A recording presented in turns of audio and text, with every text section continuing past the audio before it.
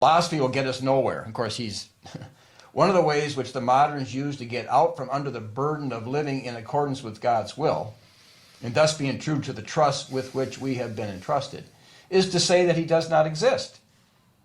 You know, half of Britain, half of Norway. I mean, I don't know every country, sure. But don't even say, I don't even believe in God. Well, obviously. That's irrational.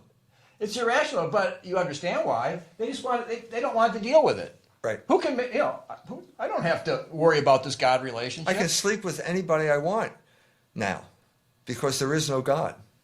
It's that's the rationale. And American empire's notions of freedom kind of enables them to do that. Absolutely. So sexual liberation is a form of control. Well, this will be the end of the show for Israel. And, like I said many times, Britain is half atheist, Norway's half atheist. We're on that path, it seems, maybe. Yes, and it's all promoted by the same people because the less you believe in God, the easier you are to control. What you want to do is this. The Rockefellers said this when they wanted to move sexual morality from the area of religion into the area of opinion, because they were masters at manipulating public opinion. That is what has happened over our lifetime, and it's obvious why they want to do this. They want to control us. They want us to live in fear that some guy is going to walk up to them at Fiddler's Hearth and say, I am offended by the fact that you use the word homosexual. We're supposed to live in fear of this. And what's amazing, you know, I was with somebody my age in the ethnic community, and I'm telling her, things come up. I said, what would your uncle do? You know, who's older and, you know, tough guy. I mean, when it came to this homosexual stuff, I mean, she said, you don't want to know what he would do. Okay. And I'm not saying it's right, but there was such a visceral reaction. Yeah, well, those days are gone. And so now we have to confront it explicitly, which is, I mean, fortunately, I had the presence of mind to give the guy back what he deserved. But I mean, now we're doing it in a much more explicit fashion because, let's face it, this is the way they control us. Do you want to be controlled? Okay. At least you should understand what you're doing. Yeah. This is the death to any type of our friends on the left. Let me tell you, the fact that you now have homosexual marriage means that you cannot talk about economics anymore. That's clear. That's clear. That was Michel Foucault's pact with the devil. That's the world we live in, so get used to it. If you don't like it, well, then you better start waking up to the fact of how it works. Yeah, and then, I mean, really what you have is the feminizing of the men, because a man that doesn't have some kind of visceral reaction to that, you've lost part of your manhood, because all men historically always have had some kind of visceral reaction to it. Well, we need to make it an intellectual reaction, because visceral reaction is not going to solve this No, that's problem. just nature. Yeah. Nature has to become conscious of itself. That's what we're talking about now. Yeah. Okay. The philosophical foundation. Now you think, well, he's a Jew. Well, what's the conventional narrative if you're a Jew? Well, they don't have one. They were God's chosen people. Their narrative was known as the Bible, the Old Testament, whatever you want to call it. Genesis was their narrative, but he's rejected Genesis. So what's the narrative? Well, it's Darwin. Once again, it's Darwin, because that's the default setting for everyone in the world who believes in reality or science. You think he went to Oxford? Didn't he study at Oxford? He studied at Oxford. Okay, so this is the center. This is the country that Darwin came from. This is basically the main ideology of science resides now in places like Cambridge and Oxford, Harvard and Yale. And they teach this ideology of science, which is basically the foundation of everything. And so he purports to write a book about everything, and then he gets going to talk about the beginning of everything, and guess what? He gets into trouble immediately. Well, but he had a fairly good explanation. I mean, he said atoms happened, right? Here we are, back in Dawkins land, back with Dennett and the New Atheist. I mean, it makes for a good bumper sticker on the car. I mean, yeah, shit happened. This is the explanation of everything. In other words, they can't explain anything. Or better still, they can't explain something. Because there's a difference between nothing and something. And if there were ever nothing, there could never be something. So the problem here is that they get into the same problem that all the Darwinists get into. They can't explain how anything can begin, or they can't really explain how anything can change. Even though they say that change is everything. You know, they're talking about evolution, that's nothing but change. But they can't explain change. But I remember, we mentioned this before, I wrote a little essay in high school, and I said, but if we can just find that little piece of matter, and then we got something to work with. You know, it's just a small little problem, you know. If we can just explain, how did that little piece get there? Yeah. You know, I don't know why you make such a big deal. Why I'm sure we'll just find it. Why does it have to be little? Anything. Right, just anything. And then from that, we can explain. Well, they're saying it was little. It was really small. I mean, I don't know how small, but it was really dense, and it blew up. Right, so they're getting... And that's called the Big Bang. But where did that, whatever it is, came from? Something had to begin somewhere. Well, don't worry about that. Well, that's pretty much the argument. So why do you claim that you're explaining everything when you can't explain anything, or you can't explain something? This is the Achilles heel of the Anglo-American ideology, and it's causing reverberations around the world. Because all around the world, people are looking down, and they're like Wile E. Coyote. They're panicking. There's nothing there. Wait a minute, I'm running on nothing, and they start to fall. But it's a panic that they don't have a language for. It's a panic that they don't have a dialogue for, because they're not. How do you communicate that panic when you're raised in a Darwinian? Well, the Jewish answer is chutzpah. Chutzpah. Right, which means you're going to be a bold, brazen article, as the nuns used to say, and you're going to tough it out by just saying it in a really aggressive way, even though you can't back it up intellectually. But usually the sheep will respond to that authoritative voice, and it works. What are the odds? Basically, so people go along with it. It's the conventional narrative. Of course people are going to say, yeah, you're right.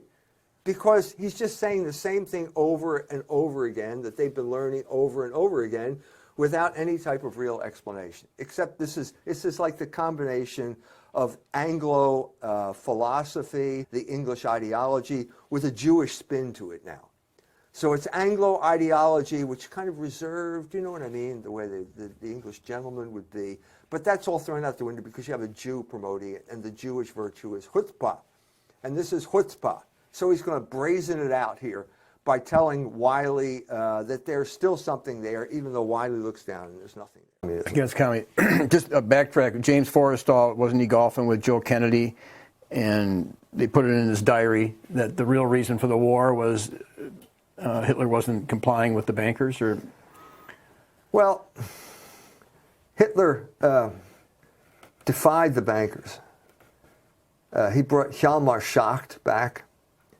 He was the financial genius who created the inflation, the hyperinflation, deliberately created hyperinflation to pay off the debt because everyone was cashing in German bonds at that point. It was an attack on Germany, so he said, sure, we'll pay you off. And he inflated the currency, paid off the debt, and then crashed the economy and started back all over again. He was a genius, financial genius. And Hitler called him back in the 1930s. No one was lending Germany any money at this point, so he said, well, we'll do it all by ourselves. And he did it. A work of genius, basically said, we'll just pay our way into prosperity. Something that Roosevelt, who knew Schacht, could never bring himself to do. America could never get out of the Depression until World War II. The Germans bought their way, basically realizing money is credit on the future labor of the nation guaranteed by the sovereign. That's what money is. Everybody knows that now. It's not gold. We don't need gold. And Schacht proved it. He resurrected the economy with not 1 ounce of gold backing him in the 1930s. So Germany was ahead in so many ways, and what they needed to be destroyed. And that was what happened, and so this is the background I'm coming into. These are people who can't understand, they literally cannot understand what's going on in America because they have no access to anything other than American mainstream propaganda. And German mainstream propaganda is even worse. So there's no way. So the group invited me over to talk about Donald Trump. Yeah, so every Sunday or once a year you take a pledge and say, I won't go to dirty movies No matter how many dirty movies the Jews in Hollywood produce, I'm not going to go. Well, I don't remember that. I remember, though, you had to always check the list. Yeah, if you were going to want to go to a movie, you had to first check it. And they held them. It wasn't just the list. There was Joe Breen had veto power over scripts in Hollywood. Now, this really annoyed the Jews in Hollywood. It annoyed the entire left revolutionary movement in the United States. It was just, it was galling to them that the church would have this political power. And eventually they broke it. And we've talked about how they broke it. They used the Holocaust to break the production code. The movie was called The Pawnbroker. It was a Holocaust film, and the Jews cynically exploited the Holocaust to smuggle bare tits into the movies. We've talked about this before. But I'm saying, my point here is that it was a huge outpouring of Catholic political power in the United States. Well, it was even greater. Establish sound doctrine and fight like a warrior. Well, he's a shepherd. And what does the shepherd do? Protects the flock. Why that stick that he holds, right? Yeah. That's so that you can bash the wolves when they come close to the flock. If there's one area, okay, where the flock needed protection, during this period of time, it was in the area of sexual morality. Because this was the beginning of the sexual revolution, and we are living in the horrendous aftermath of that sexual revolution, where you have, I don't know how many people, millions of people out there addicted to internet pornography. But all traceable back to the Jews in Hollywood breaking the production code in 1965 with their Holocaust porn film, The Pawnbroker. Now, I like to open up with the scripture, but the scripture that I was going to open up with goes right to the core of what you were just saying, that the battle was over sexual immorality. Because if you read this, the scripture here in Galatians 5, starting in verse 16, it says, "This I say then, walk in the Spirit, and you shall not fulfill the lust of the flesh. For the flesh lusts against the Spirit, and the Spirit against the flesh, and these are contrary the one to the other, so that you cannot do the things that you would. But if you are led by the Spirit, you are not under the law. Now the works of the flesh," now here's what's interesting. "Now the works of the flesh are manifest, which are these. And the first four are completely sexual." Okay, so this battle of the Christian life, the flesh against the Spirit, the first four are listed: adultery, fornication, uncleanness, in the King James word here, lasciviousness. Well, and that's just in Galatians. No, wait, look, Peter, Cardinal Kroll would say, yeah, I know that. I'm sure he was familiar with that passage. What I'm trying to say is, well, how is that being used? How has that warning, okay, how do you translate that into action in our day? When sexuality, human sexuality, has been weaponized as a weapon in the culture wars of the 1960s by people like Wilhelm Reich and all the Jews in Hollywood who were using it to overturn the social order. Did you know that? No. Well, the problem here is that he didn't know that. So it's the era. So the same year that the Vatican, the Jews break the code with the pawnbroker, is the same year that the Vatican Council ends. And now we have the new era of Catholic-Jewish dialogue at the same time that the Jews are working to overturn the social order. So the Jews are our friends now. And of course, we're all pained by the Holocaust, so we're not going to say, well, I don't care what you're saying about the Holocaust. The lady just took her shirt off and you just broke the code because she's showing bare breast on the screen. Because the Jew who's the producer is telling Kroll, oh, this is great, going to be great art. Monsignor... The French Revolution, 100 years after the French Revolution.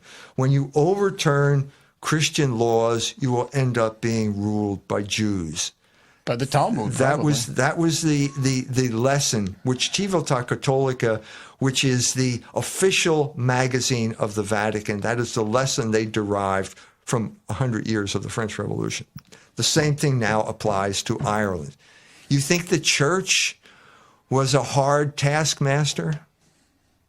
Well, wait till the Jews take over, and then you'll find out what real slavery is. Right. So it's mandating you live in sin almost. It's mandating you be a slave. You will be a total slave of these people, and these people have they don't believe in mercy. You don't believe that? Watch Merchant of Venice and see what Shylock has to say about mercy. There's no mercy here.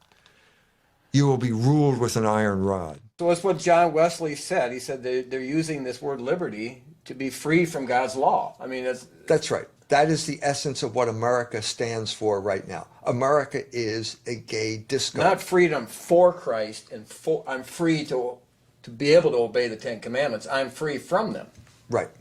Which is another word for slavery, of course. Of course, right. So they're turning it. Give me that man who is not passion's slave. Well, Shakespeare knew that because he knew the Western tradition, which goes all the way back to St. Augustine, who said, a man has as many masters as he has vices. You cannot be liberated from the moral law. The moral law is liberation. We are rational creatures. We are only free to be rational. The moral law is practical reason. That's the only way we can exercise our freedom, is by acting according to the moral law. So the people who liberate you from the moral law are really enslaving you. Now, I can just feel that sense of resurrection here. I mean, what was the greatest catastrophe in human history? The Jews just murdered God. I mean, can you think of anything worse than that? They crucified God. I mean, their Messiah, they missed the boat. It was they their missed Messiah. On top of that, they crucified. I think we messed so up. Can you imagine what it's like? When I say oligarch, what am I talking about? Homosexuals, CEOs, Jews. Well, mission has to be at least a takeoff the Great Commission, you know. Well, let's cut to the chase once again. I'm not going to read. I'm a Catholic. I don't read the Bible. But of course they're going to jump in with both feet, because what we're talking about is social engineering here. We have to tame the people of the state of Indiana. They got uppity. They thought they could make laws for their own state. Well, you can't if these laws contradict the beliefs, the sincerely held beliefs of the capitalist ruling class and their homosexual stormtroopers. Like the X-Men. Well, they have a higher IQ. I mean, isn't that part of the narrative? The answer to that question is no, okay? But the official narrative They're good at cheating. The Jews are good at cheating. If you want this story, I've said it before, but it's Nicholas Lemon's book, The Big Test, talks about how the Jews in Brooklyn cheated their way into Harvard through the Kaplan prep course. So let's lay that to rest now. The whole IQ thing is completely bogus. It was created to keep certain people out of the United States during the 1920s. Okay? But you're the 2% that believe that. Most people believe. Well, that's why we're here, aren't we? Okay? Size economic power by promoting boycotts. No, in the Civiltà Cattolica, the Catholic, the Vatican, what would you call it? Not magazine, but the Catholic. Yeah, it was a magazine. Magazine. Yeah, it still is. In the article you had in Culture Wars, it was being stressed by some of the authors there that the fact that the Jewish people have so much control is a judgment on our sins, in a way. Sure.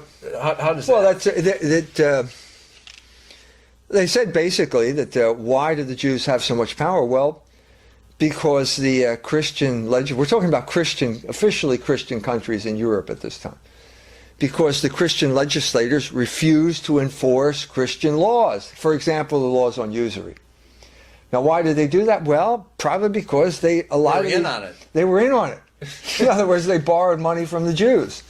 And the legislators, once you borrow money, you're the slave of the man who lends you the money. Right. So because of that verse, because of the iniquity of your unjust gain, that's pretty thick, because you're not allowed. God does not allow you to earn your income in any way at all. Speaking purely, in an unjust way. And the problem, of course, was wide rampant in Europe. The Achilles heel of the European aristocracy was usury, borrowing money. The whole institution of the Hofjude in the Holy Roman Empire, the court Jew, who would get in, he'd appeal to the prince, he'd flatter the prince, he'd say, I'm going to lend you money at 5% if you let me in and grant me certain privileges. Well, what's the privilege? The other privilege is I can lend it to the ordinary guy at 44 1/3%. And of course, this is what St. John San Juan Capistrano protested against, were the privileges of the Jews. Because basically, they're grinding the people. It's just this thing you can't get out of, There's nothing as inexorable as compound interest, as we're seeing now with a country like Greece, that's just caught in this thing and they can't get out. How are you going to get out? Can't get out. The $18 trillion that we're in debt to, is that really the Jewish usury system? I mean, is that just part of the Jewish usury system, or is that? No, that's the sovereign debt of the United States of America. But was it caused by Jewish influence, or is that? I mean, when you go into debt like that, isn't that usury? Well, we're in a situation where debt is money. Okay, basically, I mean, when Jimmy Carter, realized the country's in debt, so he goes on television. He says people need to get out of debt. Well, need to get out of debt. The people paid off their loans, and the money supply contracted. So you're in a situation where money is debt. Okay, you could turn this around by saying that money is credit if you eliminated usury. But what you have here is a situation that began pretty much with the Bank of England, when that was created by the Whigs in, I think it was 1694. You immediately divided the country. This is what Cobbett said in his book on the Reformation. You have one group of people are the taxpayers, that's the biggest group. The other people are the tax eaters. And so the people who own the debt become incredibly wealthy at the expense of the rest of the nation. Right. So all you really realize in the caste system are the people that have the money and the people that don't. Well, given usury, the rich are going to get richer and the poor are going to get poorer.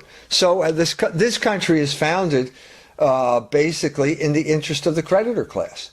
So you never really had a chance. The country never really had a chance, because the division, which is one of the most fundamental divisions in any society, the division between creditor and debtor, was programmed into the country from the beginning, with all of the advantages being to the creditor.